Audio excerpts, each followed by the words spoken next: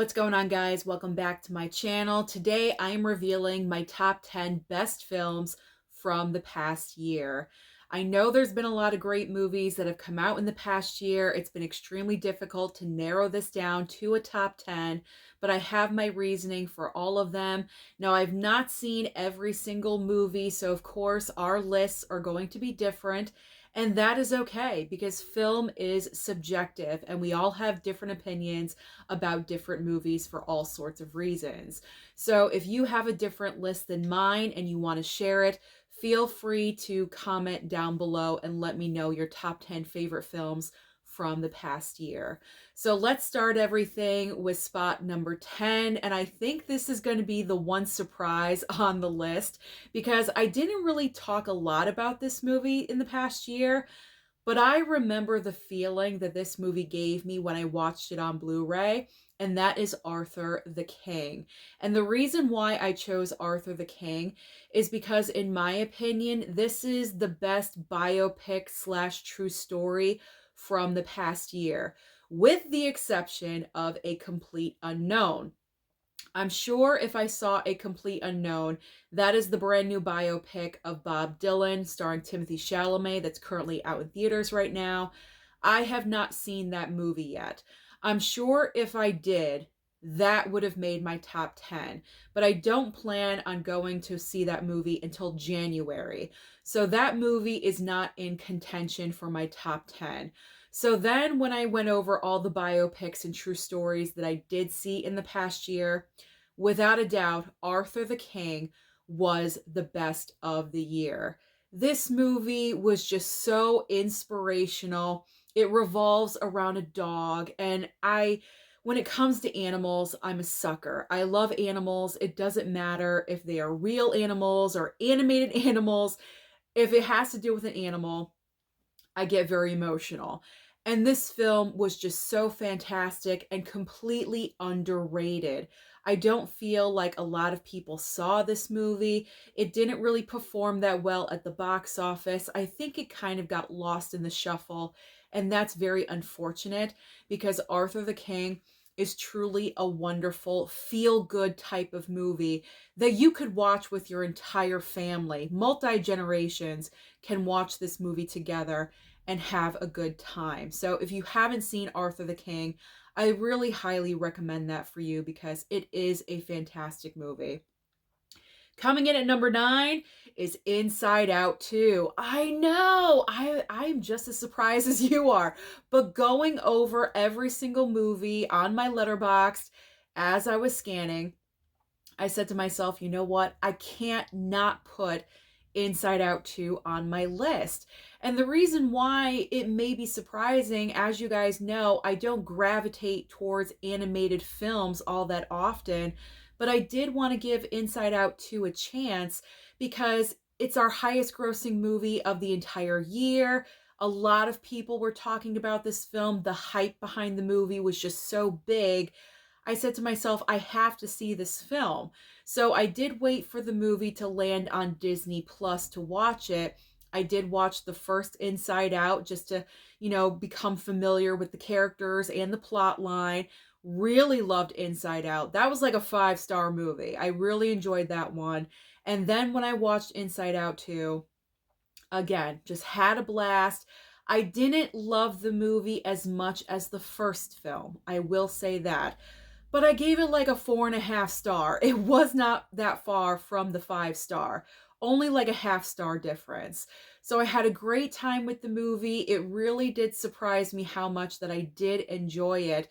And I'm looking forward to a third installment because I know they're going to continue to make movies like this because they're doing so well at the box office. Disney would be a fool if they did not continue to put out Inside Out 3 and 4. And actually, it's a good idea because we're following the emotions of this girl as she's growing up. So they're going to follow her where she's like, an older teenager, probably for the third movie. And then as we go on, probably fourth installment, maybe when she's in her 20s. This is something that we can follow for a while because as we grow, different emotions emerge all the time. So it's going to be interesting to see how these movies evolve as time goes on. But I had a wonderful time with Inside Out 2. It surprised me in a great way. So that's why I put it on my top 10. Coming in at number 8, I chose Civil War. So we are going from very happy with Inside Out 2 to extremely depressing with Civil War. And the reason why I put Civil War on my list is because I feel like this was the film of the year, to me personally, that was the most powerful. This film really had something to say. And the reason why it's so powerful is because right now, with what's happening in our country, it's not good. We're very divided. A lot of things are going on right now where we don't necessarily agree on things, and it seems like catastrophic events are happening on a daily basis, not just in our country, all around the world. But just focusing in on the US, because that's what the movie is all about, I just feel like with this film, it makes you question. And that's what I was doing as I was watching this movie in the theater. It made me question, are we that far off from this, what's happening in the movie? Are we that far off from this happening in our real life? And that's kind of scary. That's extremely scary. I would never want our country to get to that level in this movie. But it really makes you wonder what the future holds for us. And so, because it made me think so dark and so deep, it just made me really question everything. And so, for a movie to do that, that's powerful and that is meaningful. And I appreciated that. Because, not to say that movies are fluff, they aren't. You know, some movies are. Don't get me wrong. Some movies are fluff. Some movies are there to just make us smile and entertain us. But then we also need the balance. We need those other movies that are going to make us think and make us question. And Civil War definitely does that. And obviously, this film is driven by wonderful performances led by Kirsten Dunst. I thought this was one of her best performances that I've ever seen her do. And I know some people did not enjoy Kaylee Spaney's performance, like she was kind of annoying and in the way, but that was her character. She's young and she just she's ambitious. You know, she's young, she's ambitious, she wants to succeed, and that was just the character. And I thought she fulfilled that character very accurately. So I enjoyed Civil War. It seems like this movie really divides people. Either you enjoyed it like myself, or you just did not like it at all, which is okay. We all don't have to think the same way, obviously, but I personally enjoyed the film and what it had to say. So Civil War definitely made it onto my list. Moving on to number 7, I chose A Different Man. And I really enjoyed the message that this movie was sending, because this movie is all about embracing who you are, accepting it, being confident in your own skin, being confident in your body. And if you are, that is going to radiate. And people are going to like you if you are confident and if you accept yourself for everything that you are, no matter what you look like, your size, if there's something if you have a mole on your forehead, rock it. Like that's all, that's the message that this movie is trying to send. And I love that, because I feel like in today's society, we are so focused on what we look like. If we're not all cookie cutter lookalikes of each other, it's a horrible thing. And you know what? It's not. Differences is what makes the world go round, people. If we were all cookie cutters of each other, it would be extremely boring. This is why we need variety. Variety is the spice of life. I'm kind of like coming up with these stupid lines, but you know what? It really is true. So that's what I appreciated about A Different Man. It's all about Sebastian Stan's character having a severe growth on his face his entire life. And when we meet him right in the beginning of the movie, he is so ashamed and sheltered of what he looks like. You could tell he's not confident at all whatsoever. He kind of starts this relationship, friendship relationship with a woman.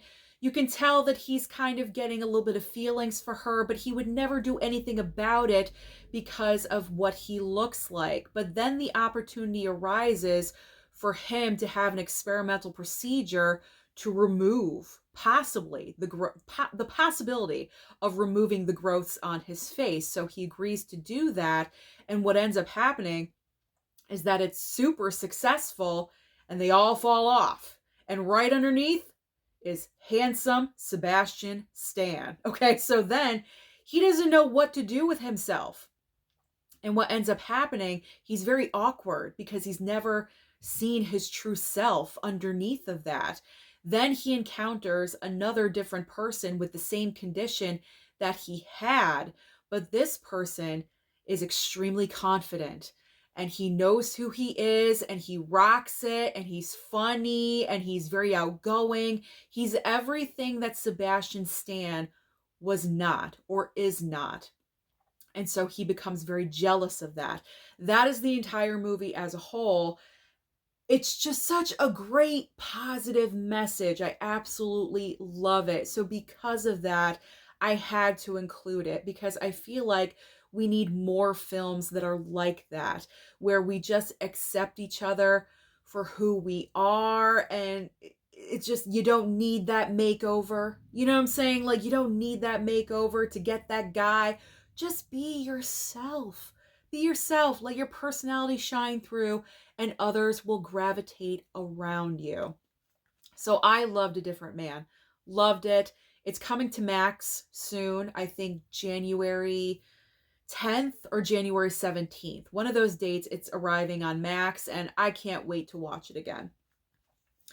Now at number 6, we have got Dune Part 2. I had to include Dune Part 2 because not only did I enjoy the movie, and I'm a newer, like, fan, I'm not like a crazy fan of Dune, but I'm starting to appreciate the movies more than I did like a couple of years ago. A couple of years ago, I was like, who cares about Dune? It's complicated. I don't understand it. But then I wanted to concentrate and really understand what these movies are about. So I rewatched the first movie. I got a better idea. So then I went to check out Dune Part 2, and this really was the first blockbuster of the entire year. It came out in early March, and it really was an epic event at the theater. I totally enjoyed my movie watching experience, and then I enjoyed it again at home. On a technical level, Dune Part 2 is just fantastic and incredible. Denis Villeneuve really knows what he's doing with these movies, and so it makes me excited and looking forward to the next installment, which I believe is Dune Messiah. So we will see when that comes out.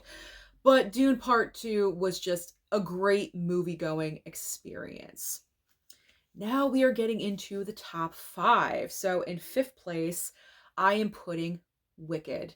Now, this may be a surprise because when I talked about Wicked the last time, it really wasn't the best movie-going experience. However, since the last time I talked to you about that, I did go and check out Wicked for a second time. And for the second time, I chose the very back row of the theater because my first experience with Wicked was, I think, the third row in. The theater was so crowded, but I definitely wanted to go and check out the movie, so I kind of sacrificed and went right up to the front because I don't really like to be around people. You know, I need my space. Just, it was myself and my aunt, and we wanted space away from people as much as we could. So we chose the third row in the front. We didn't have anyone next to us, which was nice, but the angle that we were at wasn't the best. So when I went to go and see Wicked for the second time, I chose the back row, the last row in the theater, almost dead center. So it was a completely different movie watching experience. Because of that, I raised my score of Wicked from a 3.5 star to a solid 4. Absolutely a solid 4. I do think the movie ran just a little bit long. However, the reason why Wicked made my top 10, my top 5 of the entire year is because, number one, it really did satisfy the inner, musical theater geek inside of me for obvious reasons. So that's reason number one. But reason number two is that the movie is just so well done. Everything about the film on the technical level, with production design and costumes and everything about the movie is just so wonderful. I really do think it's going to stand the test of time. I'm not sure if it's going to be on the level of the original Wizard of Oz back in 1939, but I really do think that future generations are just going to continue to embrace this movie because it is just so beloved. It just seems like everyone really loves this movie, and they've had great times with their friends and their families, the sing-alongs in the theater. It's one of those movies where some theaters have had the sing-along edition and you can have a great time with it. And I just feel like that's going to carry on beyond these couple of years, because we have Wicked Part 1 right now, and then Wicked Part 2 slash For Good. I guess they changed the title up. But Part 2 is next year, and it's not going to be over. You know what I'm saying? It's going to carry on for years and decades to come. So for that reason, it's going to stand the test of time. So I put it at number 5. Number 4, Deadpool and Wolverine. You knew this movie was making my list. As a Marvel fan, Marvel has been shaky the past couple of years, pretty much ever since, Avengers Endgame. Marvel's been on shaky ground. But then comes Deadpool and Wolverine and kind of gives a bright light, saying that Marvel actually does know what they're doing as long as capable, creative minds are at the helm of the movie. And I think that is the biggest problem with Marvel right now, is that they really do need to match up the most appropriate people to take over their projects, because Sean Levy, Ryan Reynolds, and Hugh Jackman as a trifecta knew what they wanted to do with Deadpool and Wolverine. And because they knew the plan, everything was what they wanted and everything was done just so well. It was wonderfully executed. And this movie was just phenomenal. And it shows how great Marvel can actually be when they know what they're doing. It kind of gave us the hope that Marvel is going to get back on track. I'm not really sure if it's going to be, but at least we have the hope. Also, another reason why Deadpool and Wolverine is on my list is because this was the most fun that I had at the movies the entire year, from beginning to end. As soon as the opening credits and Bye Bye Bye started playing and the entire opening sequence started, and Deadpool, because technically it's not Ryan Reynolds dancing in that suit, it is someone else, but as soon as Deadpool starts dancing around in that opening sequence, I just had the biggest smile on my face. The biggest smile. I was having so much fun. It was a nice packed theater, not too packed, but packed for my theater. And it was just a great time. Just plain fun, great time. Nothing serious. It was a nice like a bubblegum movie, like just fun, not too serious. You're not going to be depressed when you leave the theater. It's the exact opposite of Civil War. Like that movie had something to say, and Deadpool and Wolverine you went to forget every single problem that you have on your mind. So Deadpool and Wolverine was just plain fun. Best movie experience at the theater for me this year. We're going into the top 3. Okay, top 3. Number 3 is Conclave.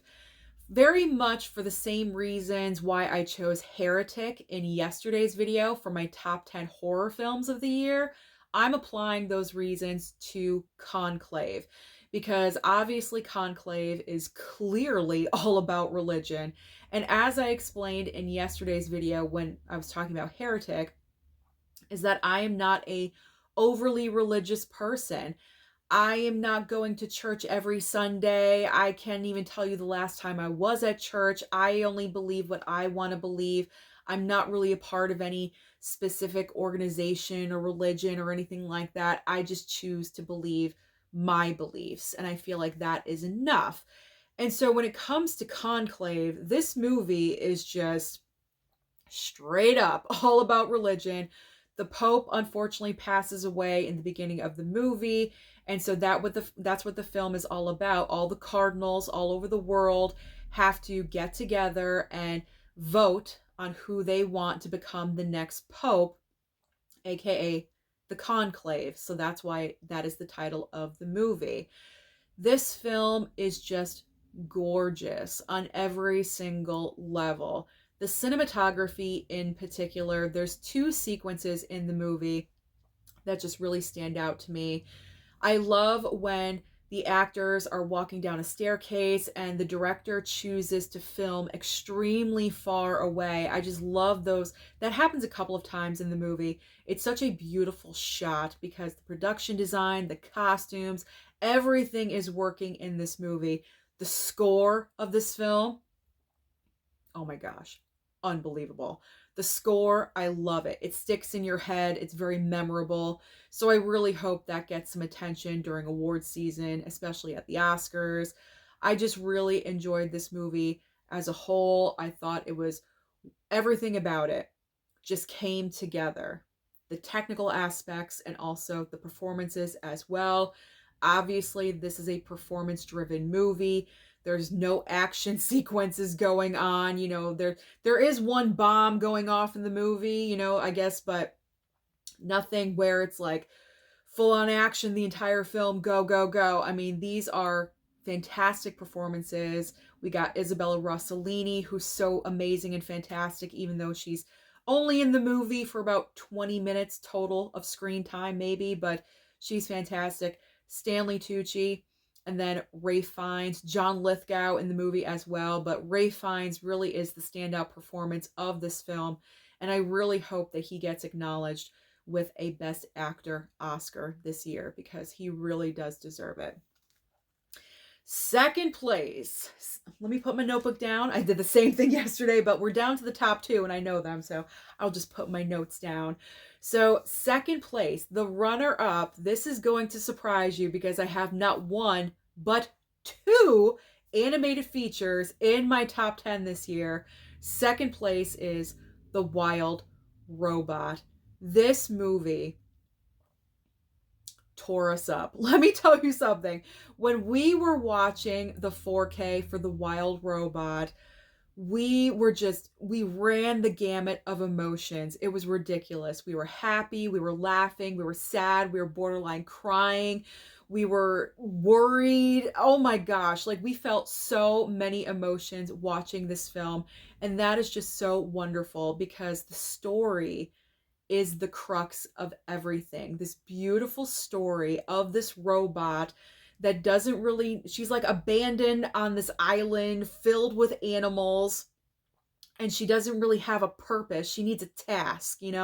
So she decides to help this little I think it's a gosling, this little gosling grow up to learn how to fly, and I'm forgetting, but like the three elements that the gosling needs to accomplish to become successful in life, and that's her task.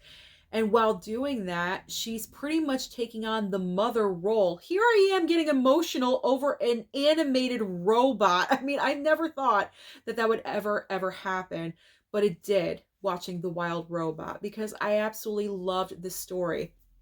Anything to do with a mother and a child, doesn't matter if it's with humans, with animation, animals, robots, that does not matter. Anything to do with a mother and a child, we get emotional because I'm extremely close with my mom. You guys already know that. And I'm the only child, I'm the only daughter.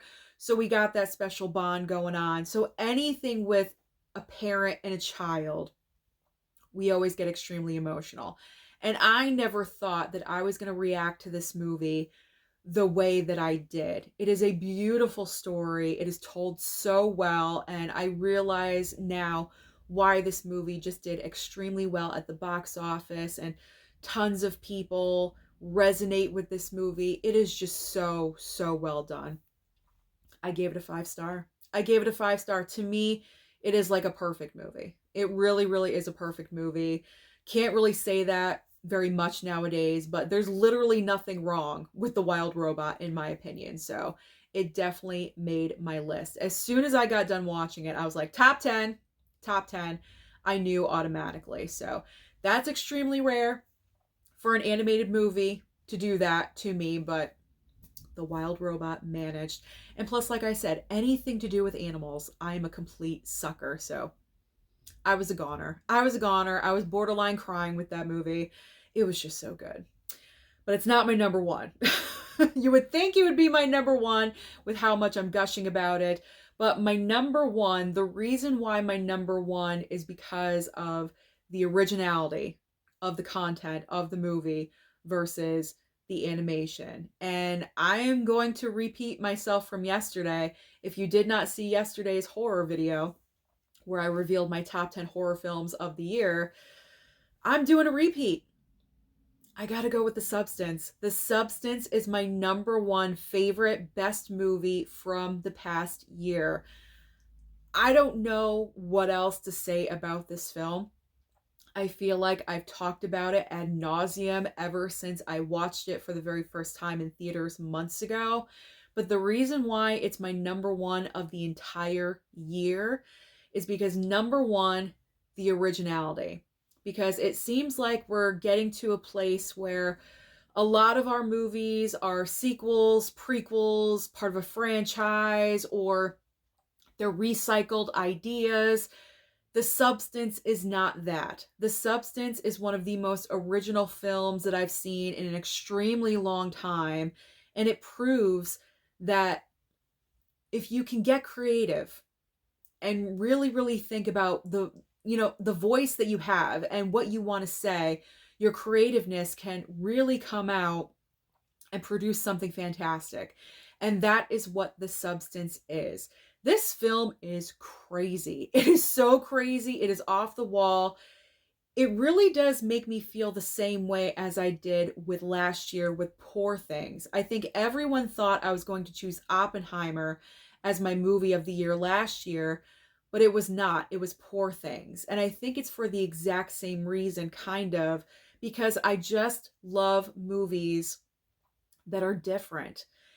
And this director, I'm sorry, I can't remember her name off the top of my head, but this female director really had something amazing to say. She had something amazing that she just wanted to show off, and she accomplished that with these incredible performances led by Demi Moore. I am so rooting for her this award season.